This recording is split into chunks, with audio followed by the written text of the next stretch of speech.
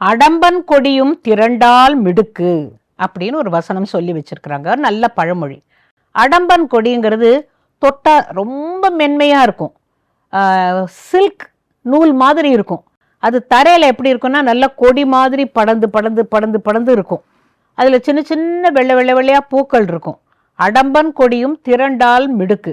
இந்த தனியா ஒரு அந்த கொடியை மட்டும் எடுத்து சரி வளைச்சிடலாம் அப்படின்னு பார்த்தாக்கா அது ஒரு எலாஸ்டிக் மாதிரி இருக்கும். லேசில் அறுத்துற முடியாது. பார்த்தா மென்மையா இருக்கும்.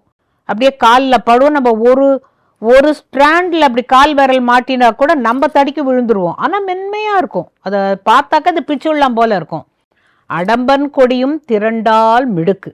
அதை எப்படி சொல்லி வச்சாங்கன்னா, ஒரு வண்டி சேத்துல மாட்டிடுச்சு. எல்லாரும் தள்ளி பார்க்குறாங்க, முடியல. அதை கொஞ்சம் தள்ளணும்.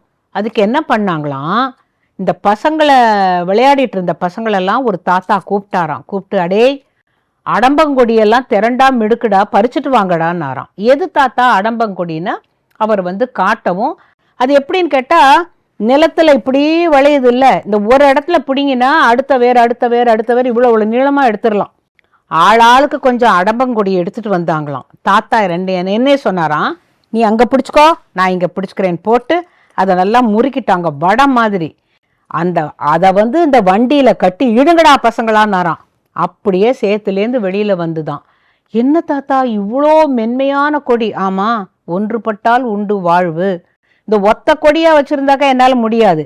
இதே அடம்பங்கொடி மென்மையாக இருக்கிற இந்த கொடி ஒரு கொத்து சேர்ந்த உடனே தேர் வடத்தை விட அதிகம் பலம் இருந்தது இல்லையா? அது போல தான் பசங்களா நீங்கள் எல்லாரும் நானும் மாறு தட்டாதீங்க. ஒற்றுமையாக ஒன்றுபட்டு வாழ்ந்தால் நமக்கு நன்மைகள் நிறையா கிடைக்கும்டான்னு சொன்னாங்களாம்.